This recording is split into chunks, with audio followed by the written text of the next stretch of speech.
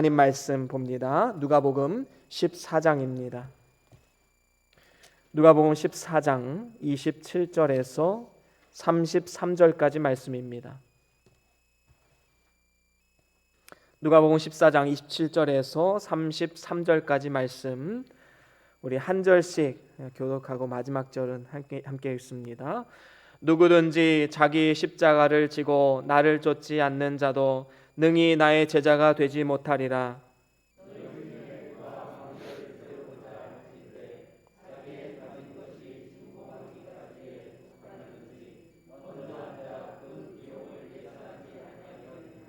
그렇게 아니하여 그 기초만 쌓고 능히 이루지 못하면 보는 자가 다 비웃어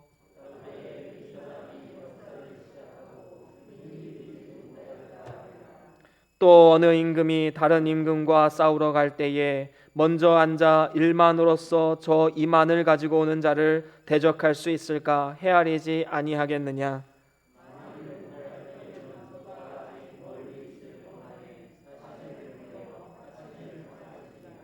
함께 읽습니다. 이와 같이 너희 중에 누구든지 자기의 모든 소유를 버리지 아니하면 능히 내 제자가 되지 못하리라. 아멘.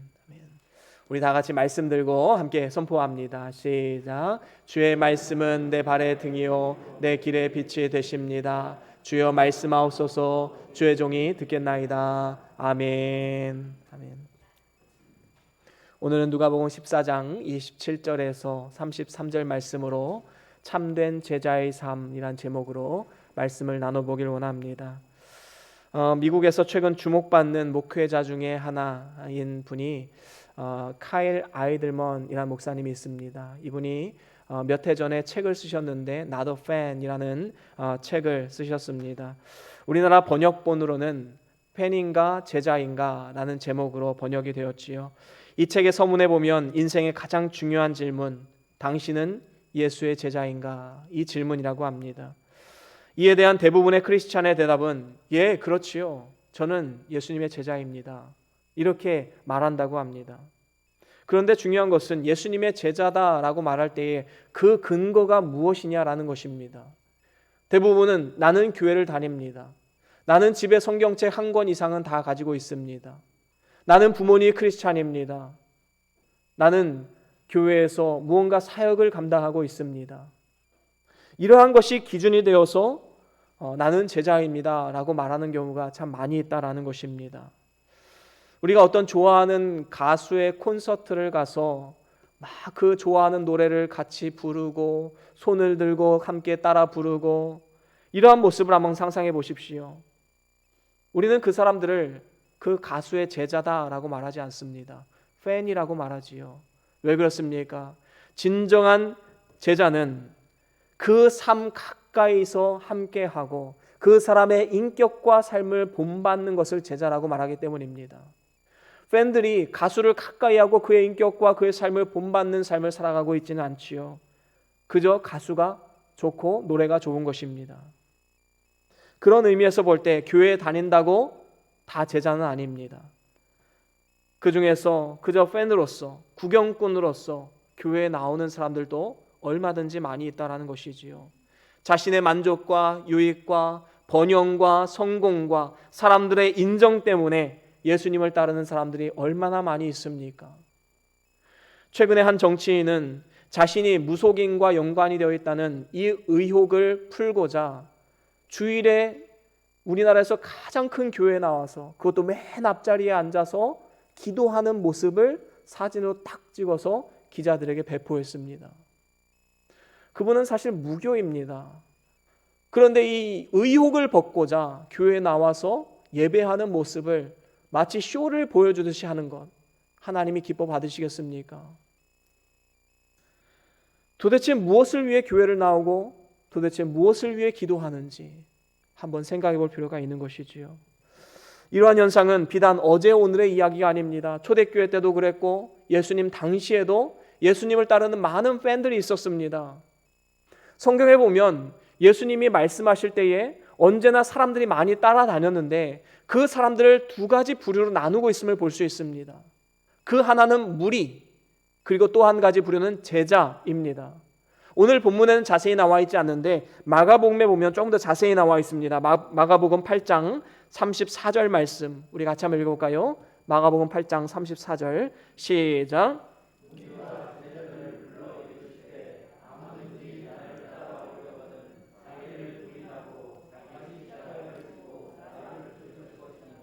그렇습니다.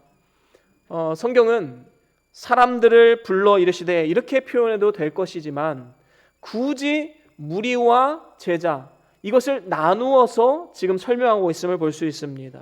이 본문 외에도 많은 구절들이 무리와 제자를 나누어 놓고 설명하고 있음을 우리는 확인할 수 있습니다. 그러면 이 무리들과 제자와 이 둘의 차이점은 무엇일까요? 무리들은 제가 아까 서두에 말씀드린 그 팬인가 제자인가 거기에서 팬의 역할을 감당하는 사람입니다. 많은 무리가 예수님을 따랐지만 그들은 예수님이 밥을 먹여주시고 또 내가 원하는 것을 채워주시고 위로해 주시고 그리고 로마의 압제로부터 민족을 구원해 줄 것을 기대하는 마음으로 예수님을 따랐다는 것이지요. 그 결과 자기의 믿음대로 자기의 생각대로 예수님이 잘 따라오질 않자 어떻게 됩니까? 예수님을 과감하게 버리게 됩니다. 예수님을 향한 그 마음이 아주 차갑게 식어지게 된 것이지요. 여러분 한번 생각해 보십시오. 오병이어 때 수많은 사람들이 예수님을 따랐는데 그 자리에 있었던 사람들과 그리고 십자가상에서 저 강도 바라바를 살려내고 예수를 십자가에 못 박으라라고 외쳤던 그 무리들 같은 사람들일까요? 다른 사람들일까요? 같은 사람들입니다. 예수님을 그렇게 열광적으로 따랐던 그 사람들이 십자가에 달린 예수는 상상조차 할 수 없다라고 하면서 예수님을 아주 차갑게 매몰차게 버렸던 이러한 역사가 있음을 우리는 볼 수가 있습니다. 자신이 인식하는 그 예수님이 내 마음대로 따라주지 않을 때 차갑게 식어버려서 예수님을 얼마든지 버릴 수 있는 그래서 결국에는 안티 기독교인들이 된 사람들이 이 세상에는 얼마나 많이 있습니까?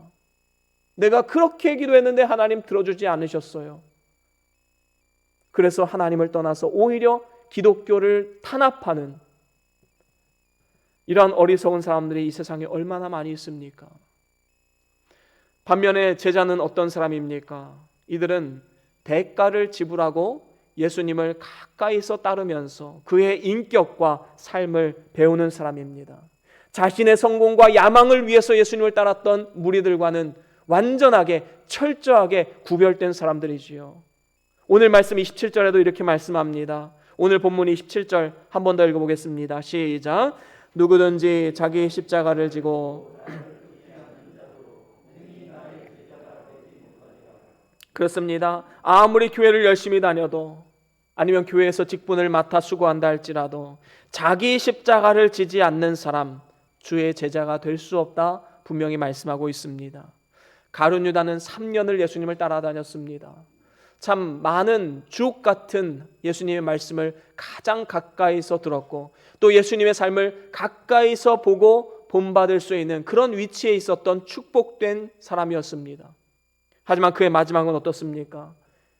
그가 생각했던 메시아, 그가 상상했던 예수님의 모습이 아니자 곧바로 예수님께 차갑게 돌아섭니다. 그리고 오히려 예수를 죽이는 데 내어주는 사단의 종노릇하게 되었던 것이지요. 참 제자는 선생을 배우고 본받고 그를 나타내야 됩니다. 저와 여러분들은 작은 예수입니다. 그래서 우리의 선생 되신 예수를 본받고 그의 인격을 배우고 그의 삶을 통해서 우리는 본받아야 되는 것입니다. 그런데 문제는 이것이 한 번에 되는 게 아니에요. 사도 바울과 같이 예수님 믿는 즉시로 갑자기 변화되어서 그 능력 있는 삶을 살아갔던 그런 사람들도 물론 있겠지만 대부분의 사람은 시간이 필요하고 훈련이 필요하고 연단이 필요합니다. 이 제자라는 단어가 영어로 disciple이란 단어입니다. 이 disciple이란 단어에서 파생된 단어가 discipline이란 단어가 있습니다. 이것은 훈련, 훈육 이런 뜻을 가지고 있습니다. 그래서 우리가 정말로 제자로서 쓰임 받기를 원한다면 discipline, 훈련, 훈육이 있어야 된다는 것이지요. 그냥 되는 것이 아닙니다. 믿사오니 하면서 되는 것이 아닙니다. 나몰라라 하면서 되는 것이 아닙니다. 훈련이 필요하고 연단을 거쳐서 우리는 제자화 될 수가 있는 것입니다. 그렇다면 어떻게 하면 예수님의 참된 제자로서 살아갈 수 있겠습니까? 오늘 말씀을 통해서 저는 여러분들과 세 가지로 함께 말씀을 나눠보기를 원합니다. 우리가 진정으로 참된 제자의 삶을 살아가기를 원한다면 첫 번째로는 나 자신을 건축해야 됩니다. 자기를 건축하지 않는 사람은 예수님의 제자가 될 자격이 없습니다. 오늘 본문 28절에도 보면 너희 중에 누가 망대를 세우고자 할진대 라고 말씀하고 있습니다. 여러분, 망대가 무슨 일을 하는 것이지요? 돌이나 벽돌을 쌓아 올려서 그 위에 감시자가 올라가고 이를 통해서 적들이 오고 있는지 안 오고 있는지 이것을 분별할 수 있는 역할을 하는 것이 망대입니다. 이 망대는 높이 쌓으면 쌓을수록 좋은 것이지요. 우리의 인생은 마치 망대와 같습니다. 망대가 주는 영적인 의미는 자기를 만들고 자기를 건축하는 것입니다. 구원을 이루어가고 진리를 세워가고 신령한 성전을 건축해가는 것을 말하는 것이지요. 우리가 잘 아는 말씀 유다서 1장 20절입니다. 우리 같이 한번 읽어볼까요? 유다서 1장 20절 시작. 사랑하는 자들아 너희는 너희의 지극히 거룩한 믿음 위에. 아멘. 그렇습니다. 우리는 다 믿음이 있습니다. 예수님을 믿었기 때문에 이 자리에 나온 것이고 예수님을 믿기 때문에 우리가 예배할 마음도 생기는 것입니다. 그런데 문제는 믿음으로 끝나면 우리에게는 전혀 상급과 영광이 없다라는 것이지요. 다시 말하면 기본권으로 끝나서는 절대로 안 된다라는 것입니다. 우리는 건축해야 됩니다. 우리 자신을 건축해야 됩니다. 만약에 건물을 올리는데 한 달이 지나도 1년이 지나도 그 자리에 멈춰 있다면, 그냥 기초만 다지고 건물이 올라가지 않는다면 그것이 어떻게 건물로서의 기능을 제대로 감당할 수가 있겠습니까? 예수 믿은 지 1년이 지나고 10년이 지나고 30년이 지났는데도 여전히 혈기 부릴 거 다 부리고 여전히 분노할 거 다 분노하고 여전히 욕심 부릴 거 다 욕심 부리고 여전히 내 생각과 내 뜻대로 살아갈 거 그렇게 살아간다면 우리가 도대체 예수 안에서 건축된 것이 무엇이 있겠습니까? 우리에게 남겨진 영광과 상급은 무엇이 있겠습니까? 베드로는 자기의 부족을 모르는 교만한 자였습니다. 하지만 예수를 만나 거듭나고 예수를 따라다니고 또한 부활하신 예수님을 만난 이후에 그는 참으로 겸손한 자가 되었습니다. 마지막에는 나는 십자가에 달려 죽을 자격조차 없다. 그래서 십자가에 거꾸로 매달려 죽었다라는 그러한 일들이 전해져 내려오고 있습니다. 사도 요한은 어떻습니까? 그는 신경질적인 사람이었습니다. 굉장히 예민한 사람이었습니다. 하지만 예수님을 만나고 그는 사랑의 사도가 되었습니다. 사랑으로 품어주고 감싸 안아주고 진정으로 그들을 위해서 기도해 줄 수 있는 선한 목자로서 쓰임받게 되었던 것이지요. 그렇습니다. 누구든지 망대를 건축하는 일, 자신을 건축하는 일을 게을리 한다면 아무리 놀라운 일을 행했다 할지라도 예수님의 제자는 아닙니다. 그리고 하나님 앞에 칭찬과 상급도 받을 수 없습니다. 이러한 이유 때문에 우리는 참된 제자로서 자질과 인격과 마음가짐을 잘 가짐을 통해서 자신을 계속해서 건축해 나아가야 하는 것입니다. 특별히 28절에 보면 이렇게 말씀하지요. 오늘 본문 28절 같이 한번 읽어보겠습니다. 시작. 너희 중에 누가 망대를 세우고자 할진대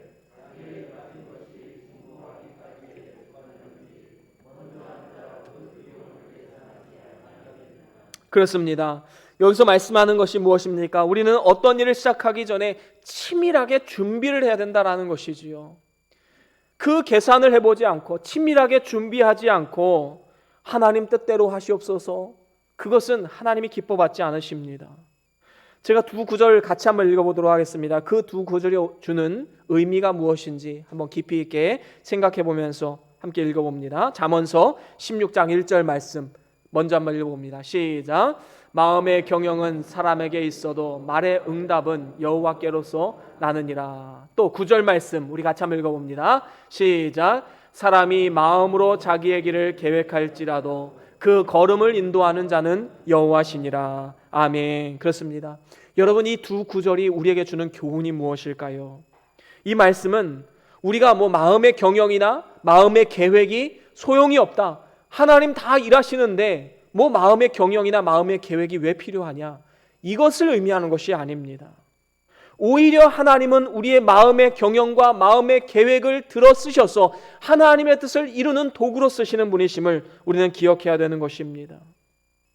물론 우리의 마음의 계획이 하나님의 뜻이 아니면 응답받을 수가 없겠지요. 하지만 또 한편으로 생각해 보면 우리가 아무것도 경영하지 않고 아무것도 마음의 계획을 세우지 않으면서 그저 하나님 도와달라고, 하나님 뜻대로 해달라고 부르짖는다면 하나님 이렇게 반문하실 것 같아요. 그래, 내가 어떻게 도와줄까? 말을 좀 해봐라. 여러분, 구하는 자에게 하나님 주신다고 약속하신 것처럼 하나님은 우리의 마음의 계획, 우리의 마음의 생각을 통해서 하나님은 역사하시는 분이십니다. 저는 새벽 시간에 말씀을 묵상하면서 기도하는 시간을 가지면서 말씀을 묵상하는 것도 굉장히 중요한 시간이지만 저의 또 다른 하는 그런 묵상 훈련이 있습니다.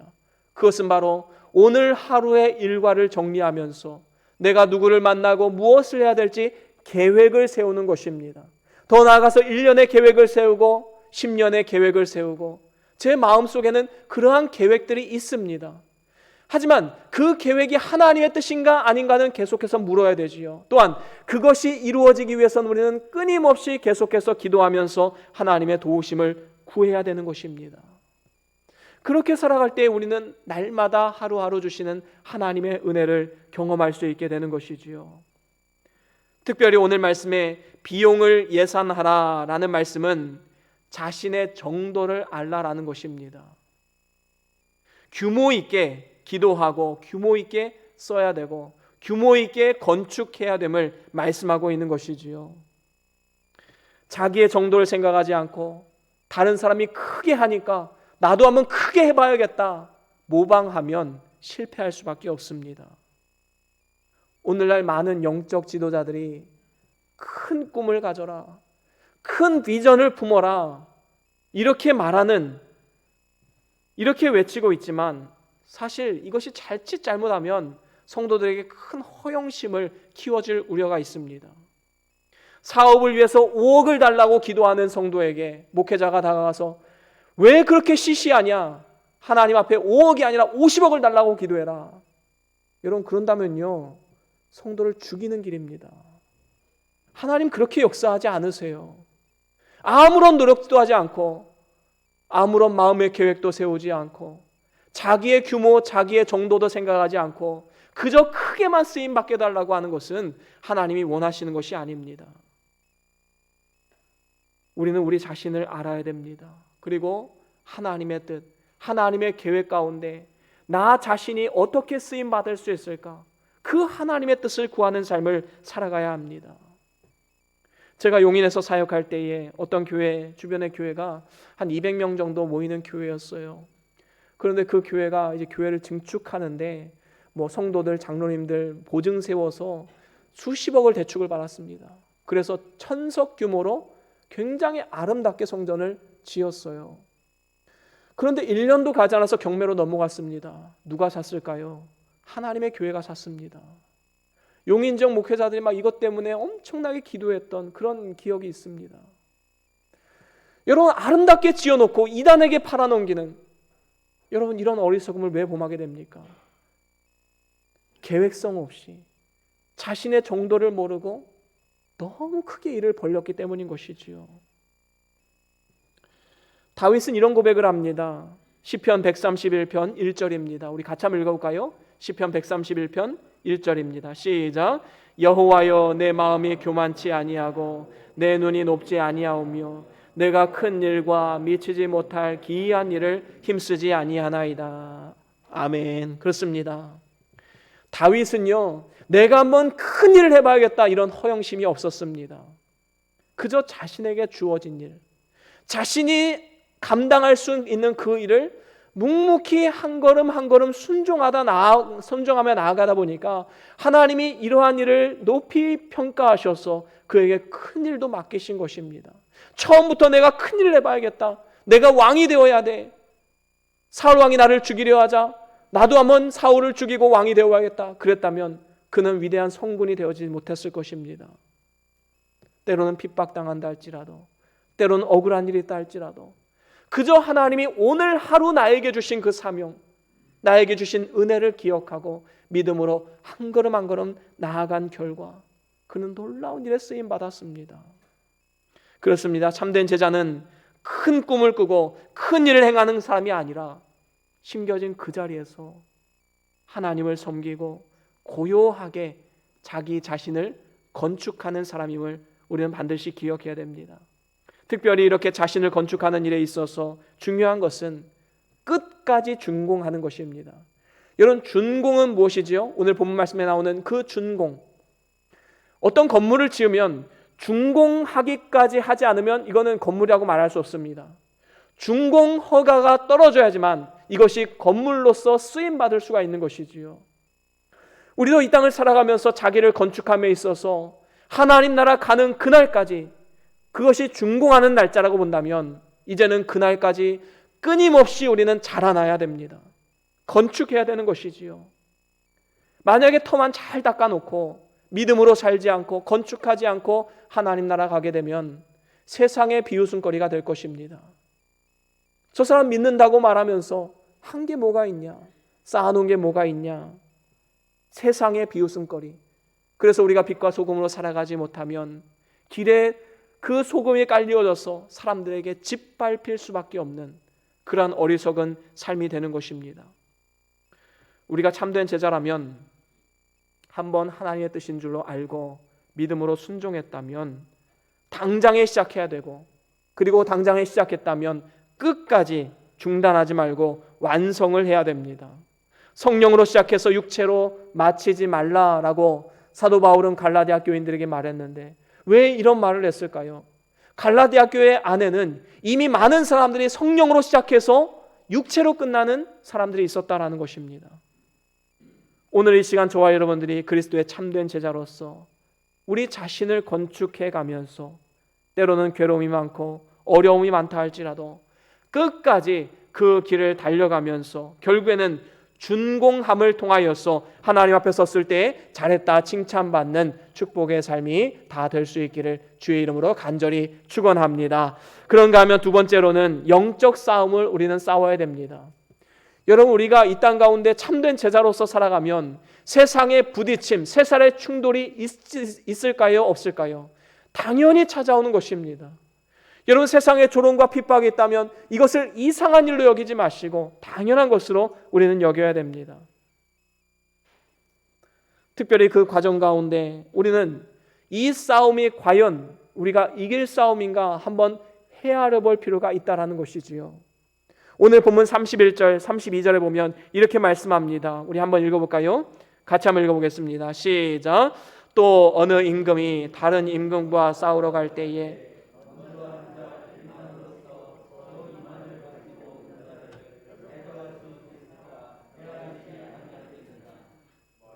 못할 터이면 저가 아직 멀리 있을 동안에 사신을 보내어 화친을 청할지니라. 아멘. 그렇습니다. 여러분, 지금 이 말씀은요, 어떤 임금이 다른 임금과 싸우러 갈 때에 과연 우리의 힘으로 대적해서 맞설 수 있는가 그것을 따져보고 그것이 만약에 안 된다 그러면 화친을 청하라 말씀하고 있지요. 여러분, 이것은 우리가 세상과 싸움에서 타협하라는 말입니까? 여러분, 우리는 말씀을 제대로 받아야 됩니다. 그저 말씀 한 구절만 보고 우리가 성경을 해석하면 이단적 사상에 빠질 수밖에 없어요. 성경이 전체가 주는 의미가 무엇인가? 특별히 오늘 말씀의 이 단락, 자기 십자가를 지라라는 이 말씀의 단락 안에서 예수님이 주신 비유가 의미하는 의미가 무엇인지 우리는 제대로 깨달아야 되는 것이지요. 이것은 화친하라라는 데 방점이 있는 것이 아니라 한번 계산해봐라, 이길 싸움인지 아닌지를 계산해봐라의 방점이 있는 것입니다. 여러분, 만약에 부모가 자녀에게 야, 너 그딴 식으로 공부할 거면 공부 때려쳐. 그러면요, 아이의 입장에서는 그래 때려치란 말이구나. 여기에 방점을 두면 안 되는 거예요. 내가 제대로 한번 해봐야 되겠구나. 이렇게 생각하는 것이 진짜 제대로 된 자녀이지요. 여러분, 오늘 말씀에 화친을 청할지라 말하는 것은 화친을 청하라는 게 아닙니다. 한번 이 싸움이 해볼 만한 싸움인가 계산을 해보라는 것이지요. 그러면 예수님이 지금 해볼 만한 싸움인가 계산을 해보라는 것은 그 싸움의 현실적인 모습을 보는 것이 아니라 그 외적인 모습, 다시 말하면 하나님이 우리와 함께 하시고 도우시고 계신가, 그것을 한번 생각해 보라는 것입니다. 우리가 참된 제자로서 쓰임 받기를 원한다면 대가를 치러야 됩니다. 많은 대가를 지불해야 함을 말씀하고 있는 것이지요. 여러분, 이 세상 가운데 자기를 건축해 나가다 보면 반드시 그것을 무너뜨리고자 하는 대적이 나타나기 마련입니다. 정말로 믿음으로 살아가려고 하다 보면 나를 괴롭게 하고 나를 힘들게 하고 나를 무너뜨리려고 하는 사람들의 존재가 계속해서 나오게 되는 것이지요. 우리는 이것을 영적 싸움, 영적 전쟁이라고 말합니다. 그래서 우리는 제자로서 살아갈 때에 우리는 하나님의 자녀이고 제자이지만 또한 하나님의 영적인 군사임을 절대로 잊지 말아야 합니다. 군사로서 싸우는 대가를 지불하지 않고는 절대로 예수님의 제자로 쓰임받을 수가 없는 것입니다. 그래서 이 둘의 조화가 필요한 것이지요. 어떤 곳에서는 건설은 잘하는데 영적 전쟁을 잘 하지 못해서 무너지는 경우도 있습니다. 어떤 곳에서는 싸우는 일은 막 잘하는데 건축을 잘하지 못해서, 건설하는 일을 잘하지 못해서 무너지는 곳도 있습니다. 일제시대 때 신사참배 문제로 일본과 목숨 걸고 싸웠던 교단이 있습니다. 그 교파 이름이 재건파이지요.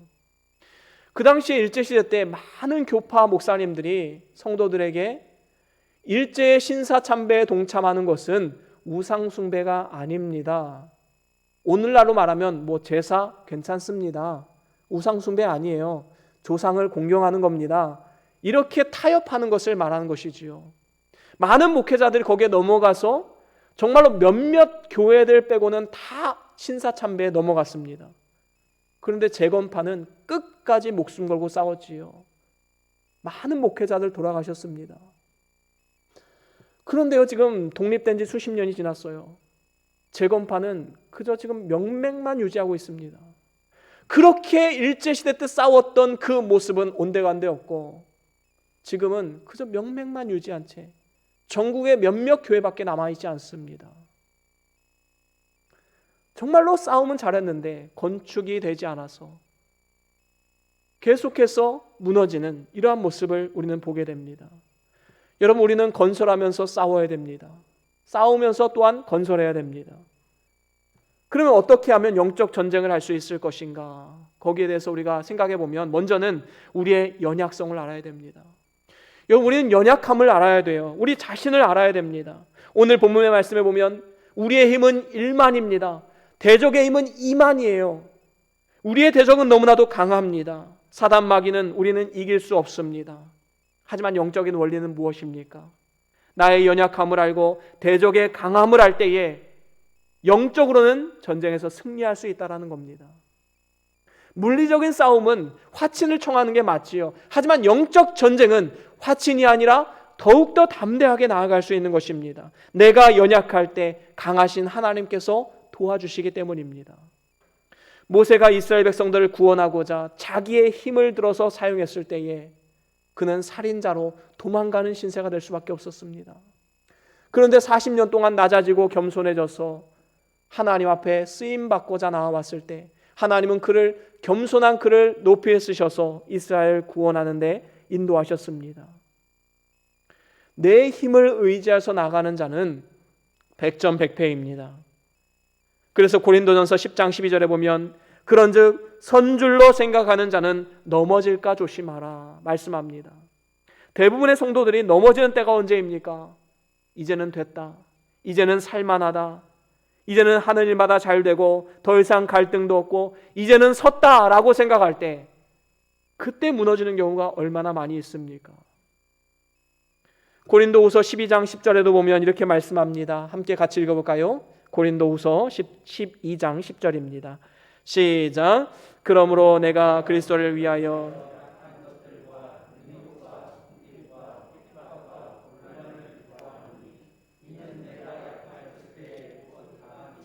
아멘. 그렇습니다.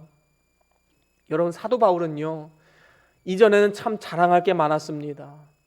그의 학식, 학벌, 재산, 율법을 향한 열심, 로마의 시민권, 너무나도 자랑할 게 많았습니다.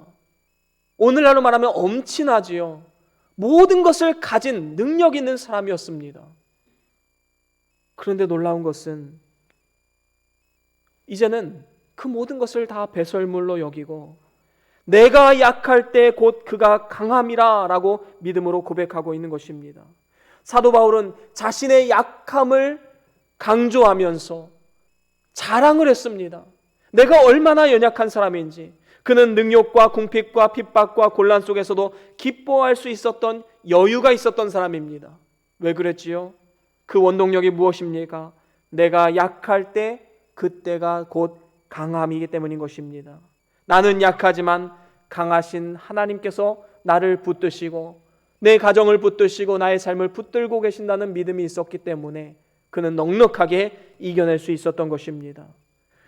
우리는 이 세상을 살아가면서 참 지혜 없음을 보게 됩니다.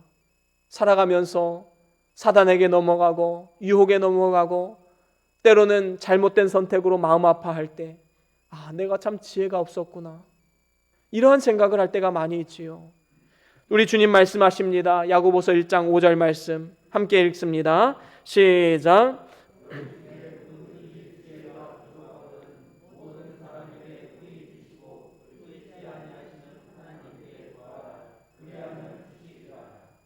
아멘. 그렇습니다. 여기서 보면 너희가 지혜가 부족하거든 후히 주시고 꾸짖지 아니하시는 하나님 아버지께 구하라 말씀합니다. 우리가 공중권세 잡은 사단의 다스리는 이 세상을 지금 살아가고 있는데 살아가면 살아갈수록 우리의 힘만으로는 살아갈 수 없다는 것을 느끼고 또 느끼지 않습니까? 넘어지고 때로는 좌절하는 모습을 보면서 나 자신에게 실망할 때도 참 많이 있을 것입니다. 하지만 그럼에도 불구하고 우리가 승리를 쟁취할 수 있는 이유가 무엇입니까?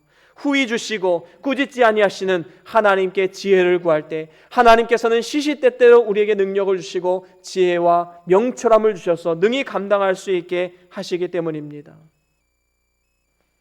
히스기야는 아수르 군대 18만 5천 명이 그 성을 에워쌌을 때 자신의 힘으로 그 대적을 이길 수 없다는 사실을 누구보다도 잘 알고 있었습니다.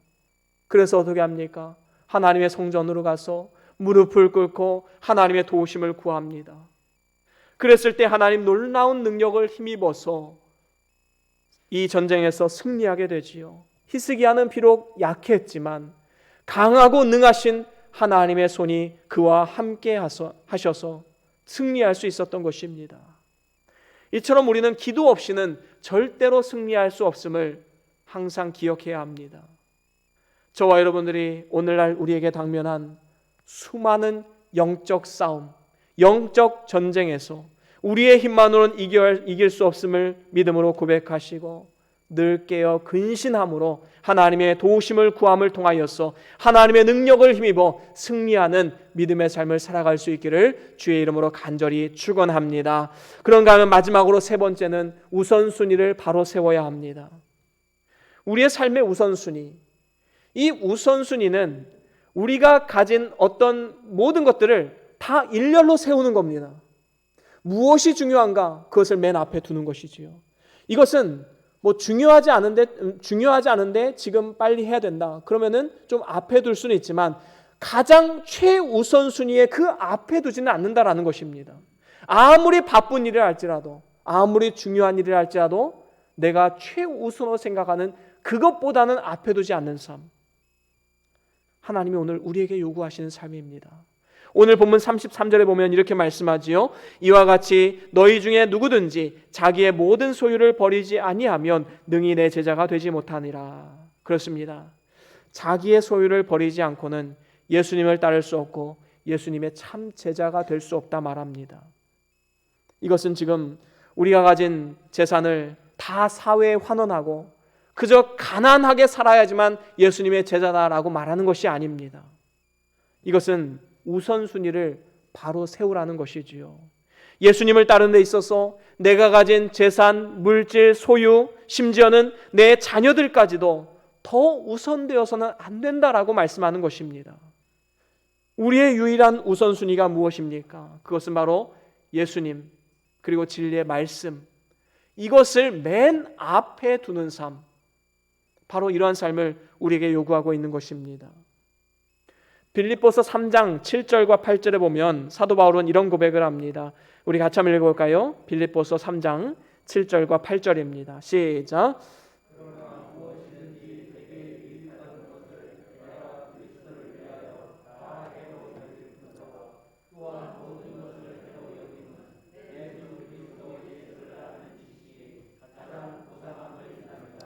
내가 그를 위하여 모든 것을 잃어버리고 배설물로 여김은 그리스도를 얻고. 아멘. 그렇습니다. 여러분, 사도 바울은 제가 아까 말씀드린 것처럼 가진 것이 많았습니다. 학벌, 지식, 재산, 율법에 대한 열심, 로마의 시민권자, 너무나도 가진 것이 많았지요. 하지만 예수님을 만나고 그는 뭐라고 고백합니까? 오늘 말씀의 고백, 내가 그리스도를 위하여 이 모든 것을 배설물로 여기느니라. 그래서 지금까지 자랑해왔던 모든 것을 이제는 다 해로 여기고 어떻게 합니까? 이제는 가장 예수 그리스도라는 지식이 가장 고상함을 알고서 그 지식을 자랑하는 삶을 살아갔던 것입니다. 예수 그리스도를 위하여 모든 것을 다 잃어버렸다 믿음으로 고백할 수 있었던 것입니다. 얼마나 놀라운 고백입니까? 사도 바울의 인생에 있어서 가장 큰 우선순위, 바로 예수님과 그가 주신 사명입니다. 그의 사명을 감당하기 위해서 그는 모든 것을 다 버렸습니다. 그리고 주를 따랐지요. 그렇습니다. 하나님은 우선순위가 제대로 된 사람을 기뻐 쓰십니다. 그리고 복을 내려주십니다. 아브라함은 말씀을 따라가기 위해서 본토 친척 아비 집을 떠나는 희생을 감수했습니다. 하지만 그는 하나님은 아브라함을 높이 쓰셔서 모든 믿는 자의 믿음의 조상이 되게 하셨습니다. 하나님의 크고 놀라운 축복을 경험하게 되었지요. 모세는 어떻습니까? 바로 왕의 공주의 아들이라는 명예와 권세를 내려놓게 하셨습니다. 그리고 하나님의 백성들, 이스라엘 백성들과 함께 고난을 자처하며 나아갔을 때 하나님의 놀라운 역사의 도구로 쓰임받을 수 있었던 것입니다. 여러분, 특별히 우선순위를 바르게 세운다라는 것은 내 목숨까지 귀한 것으로 여기지 않는 것임을 우리는 분명히 알아야 됩니다. 성경은 말씀합니다. 누가복음 14장 26절 말씀 우리 같이 한번 읽어보겠습니다. 26절 시작. 물은 내게 오는 자가 자기 부모와 처자와 형제와 자매와 및 자기 목숨까지 미워하지 아니하면 능히 나의 제자가 되지 못하고. 아멘. 그렇습니다. 여기서 자기 목숨을 미워한다라는 것은 자기 목숨까지도 예수님보다 더 우선되어서는 안 된다라는 것입니다. 그러면 지금 저 탈레반이 집권하고 있는 아프가니스탄, 총성이 오가는 이곳에 가서 목숨 걸고 복음을 증거해야 되는가? 여러분, 자기 목숨을 귀한 것으로 여기지 않는다라는 것은 이러한 것을 의미하는 것이 아닙니다. 여기서 자기 목숨을 미워한다라는 것은 오늘 본문에서처럼 자기 십자가를 지는 삶을 말하는 것입니다. 다시 말하면 나는 죽고 예수로 사는 삶이다라는 것이지요. 우리가 심겨진 그 땅 가운데 내 생각, 내 이성, 내 경험을 내려놓고 나는 죽고 예수로 사는 삶을 살아간다면 얼마든지 우리는 목숨을 버리는 삶을 살아가고 있다는 것입니다. 우리가 잘 아는 기도의 사람 조지 뮬러라는 사람이 있었습니다. 어떤 사람이 그 사람에게 어떻게 그렇게 큰 능력, 기도의 응답을 받을 수 있었습니까? 라고 질문했을 때 그는 이렇게 대답했다고 합니다. 그것은 내가 나 자신에 대해서 죽었을 그때부터 시작되었습니다. 여러분, 내가 나 자신에게 죽었던 그 순간부터 하나님은 일하십니다. 하나님은 역사하십니다. 사실 따지고 보면 우리가 참된 제자가 되지 못하게 가장 크게 방해하는 것이 바로 다른 사람이나 아니면 환경이나 이런 것이 아닙니다. 우리 자신입니다. 내 야망, 내 생업, 내 취미, 내 생각, 내 가족, 이러한 것이 우선순위가 되어서 진정으로 주를 따르지 못하는 경우가 얼마나 많이 있습니까? 그래서 주를 따를 때에는 우리에게 제일 힘들고 어려운 싸움이 나 자신과의 싸움입니다. 나를 죽여야지만 하나님이 마음껏 역사하실 수 있는 것입니다. 내 것을 내려놓고 하나님의 뜻을 붙잡고 하나님 말씀이 우선순위가 되는 그러한 삶이 진정한 제자된 삶이다라는 것입니다. 예수님도 마찬가지였지요. 예수님의 삶 가운데 가장 최고의 우선순위가 무엇이었을까요? 하나님, 그리고 그가 주신 사명이었습니다. 그 어떠한 것도 예수님의 인생에 있어서 우선순위가 될 수가 없었습니다. 십자가를 통한 대속, 하나님의 뜻, 여기에 집중돼서 일평생 이것만을 위해서 살아오셨다는 것입니다. 그래서 많은 무리들이 예수님을 따랐을 때에도 그것을 즐기지 않았습니다. 많은 사람들이 날 따르네. 그 영광을 취하고 즐기고 그것을 기뻐하지 않으셨습니다. 예수님은 오히려 많은 무리들을 따르자 어떻게 합니까? 한적한 곳으로 숨어 들어가십니다. 그리고 기도하십니다. 십자가상에서 자신을 대적하는 무리들을 다 쓸어 엎을 능력이 있으셨지만 그의 우선순위가 십자가의 대속의 공로였기 때문에 그렇게 할 수가 없었던 것입니다. 그들을 저주하고 그들에게 악하게 대할 수가 없었던 것입니다. 바로 하나님의 사명, 십자가의 대속이 앞에 기다리고 있었기 때문에 그는 일평생 믿음으로 헌신하며 자신의 삶을 하나님 앞에 드릴 수 있었던 것입니다. 우리도 역시 작은 예수요, 또한 예수의 제자로서 이 땅을 살아갑니다. 그렇다면 진정한 예수의 제자라면 우선순위를 바로 세워야 되지요. 하나님 나라와 그의 영광을 위해서 때로는 내 소유도, 때로는 내 생각도, 때로는 내 경험도, 심지어는 우리의 목숨까지도 버릴 수 있는 그러한 삶이 되어야 하는 것입니다. 이제 말씀을 마무리합니다. 제가 한 번 더 질문하겠습니다. 여러분들은 예수님의 제자입니까? 만약에 제자라면 제자다운 삶을 살아가야 하지 않겠습니까? 우리는 모두가 다 하나님의 자녀일 뿐만 아니라 그리스도의 제자요, 그리스도의 영적인 군사들입니다. 그렇다면 이제는 먼저는 우리 자신을 건축해야 됩니다. 나 자신을 건축해서 망대를 높이 세워야 됩니다. 높이 세우면 세울수록 하나님과 가까워지고 영적인 분별력이 생기게 됩니다. 두 번째로는 심겨진 그곳에서 영적 전쟁을 치러야 됩니다. 많은 세상의 충돌, 부딪힘이 있습니다. 하나님의 능력을 의지하여서 믿음으로 담대하게 나아가십시오. 세 번째로는 우선순위를 바로 세워서 그 어떠한 것도 예수님 진리의 말씀보다 우선 두어서는 안 되는 것입니다. 저와 여러분들이 이러한 예수님의 참된 제자의 길을 걸어감을 통하여서 주님과 함께 승리하시고 영광의 축복에 다 같이 참여하는 그러한 복된 삶이 다 될 수 있기를 주의 이름으로 간절히 축원합니다. 우리 다 같이 오늘 받은 말씀 기억하시면서 우리 잠깐 동안 기도합니다. 어떠한 말씀을 받으셨습니까? 어떠한 영적인 결단이 생기셨습니까? 하나님의 음성입니다. 그 말씀 부여잡고 우리 다 같이 잠깐 동안 묵상하시면서 기도하시겠습니다.